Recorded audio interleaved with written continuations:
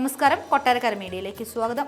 കൊട്ടാരക്കര പുലമൺ ഭരണിക്കാവ് ശ്രീ പാർവതി ശ്രീ ദുർഗാദേവി ക്ഷേത്രത്തിലെ ഈ വർഷത്തെ മീനപ്പുര മഹോത്സവത്തിന് നാളെ കൊടിയിറക്കം. ഉത്സവത്തിന്റെ 10ാം ദിവസമായ ഇന്ന് 11 കൂട്ടം പായസം ഉൾപ്പെടെ വിപുലമായ രീതിയിൽ ഉത്സവ സദ്യ നടത്തുകയുണ്ടായി.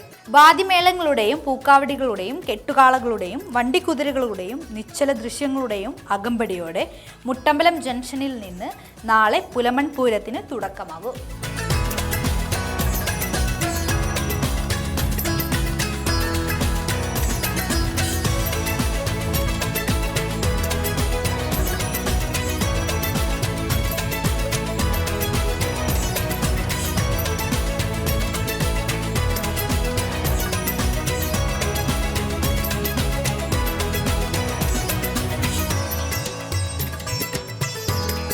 കൊട്ടാരക്കര പുലമൺ ഭരണിക്കാവ് ശ്രീ ശിവപാർവതി ശ്രീ ദുർഗാദേവി ക്ഷേത്രത്തിലെ ഈ വർഷത്തെ മീനപ്പൂര മഹോത്സവത്തിൻ്റെ 10ാം തിരുദിനമായ ഈ ദിവസം പ്രഥമൻ ഉൾപ്പെടെ 11 കൂട്ടം പായസത്തോടു കൂടിയ മഹാസദ്യ നടന്നുകൊണ്ടിരിക്കുകയാണ്. കുറേ വർഷങ്ങളായി ഈ ക്ഷേത്രത്തിലെ ഉത്സവവുമായി ബന്ധപ്പെട്ട് ഈ മഹാസദ്യ നടക്കുന്നുണ്ട്. എത്ര ദിവസത്തെ ഉത്സവമുണ്ടോ അത്രയും എണ്ണം പായസമാണ് ഈ ഉത്സവത്തിൻ്റെ തലേ ദിവസം നമ്മളിവിടെ ക്രമീകരിച്ച് മഹാസദ്യയായി ഒരുക്കുന്നത്.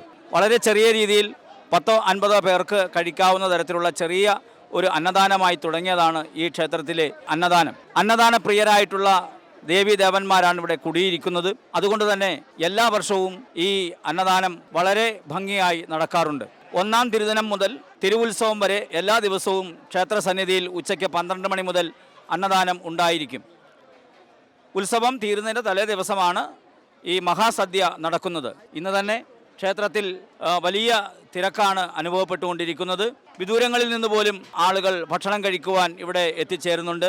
ഇന്ന് ബാംഗ്ലൂരിൽ നിന്ന് വരെ ചില ഭക്തന്മാർ ഇവിടെ എത്തി ഭക്ഷണം കഴിക്കുവാനായി എത്തിച്ചേർന്നിട്ടുണ്ടെന്ന് അറിയാൻ കഴിഞ്ഞു.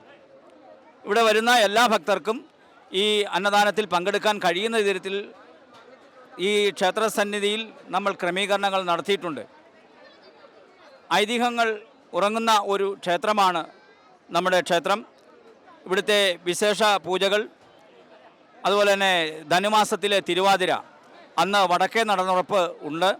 ശിവപാർവതി പ്രതിഷ്ഠയുള്ളതിനാൽ ധനുമാസത്തിലെ തിരുവാതിരയിൽ തിരുവൈരാണിക്കുളത്തെ പോലെ തന്നെ വടക്കേ നടനുറപ്പ് മഹോത്സവം നടക്കാറുണ്ട്. മംഗല്യ പാർവതിയാണ് ഇവിടെ കുടികൊള്ളുന്നത്.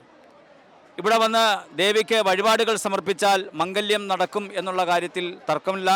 ഒരുപാട് അനുഭവസ്ഥർ ഈ ക്ഷേത്രത്തിൽ വന്ന് നേർച്ചകളും കാഴ്ചകളും നൽകുന്നുണ്ട്. ഇനി നാളെയാണ് പുലമൺ പൂരം.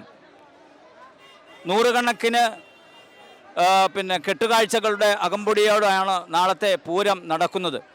നാളെ വൈകുന്നേരം 4 മണിക്ക് മുട്ടമ്പലം ജംഗ്ഷനിൽ നിന്നും പൂരം ആരംഭിക്കും. പുലമൺ ജംഗ്ഷൻ വഴി ഗോവിന്ദമംഗലം റോഡ് വഴി ക്ഷേത്രസന്നിധിയിൽ എത്തിച്ചേരുന്നതോടുകൂടി കെട്ടുകാഴ്ച സമാപിക്കുകയും അതിനുശേഷം ഉത്സവത്തിലെ പ്രധാനപ്പെട്ട പൂജാതി കർമ്മങ്ങളോടുകൂടി ഈ വർഷത്തെ തിരുവുത്സവം പരിസമാപ്തി കുറിക്കുകയും ചെയ്യും. ഈ ഉത്സവത്തിന് നാട്ടുകാരുടെ അകമഴിഞ്ഞ സംഭാവനകൾ, അത് അന്നദാനത്തിലൂടെ ആയാലും ക്ഷേത്രത്തിലെ ഉത്സവങ്ങൾ നടത്തുന്ന കാര്യത്തിലായാലും സംഭാവനകൾ നൽകുന്ന കാര്യത്തിലായാലും എല്ലാ ഭക്തജനങ്ങളും നിസ്വാർത്ഥമായി സഹകരിക്കുന്ന അവസരമാണ് ഉള്ളത്.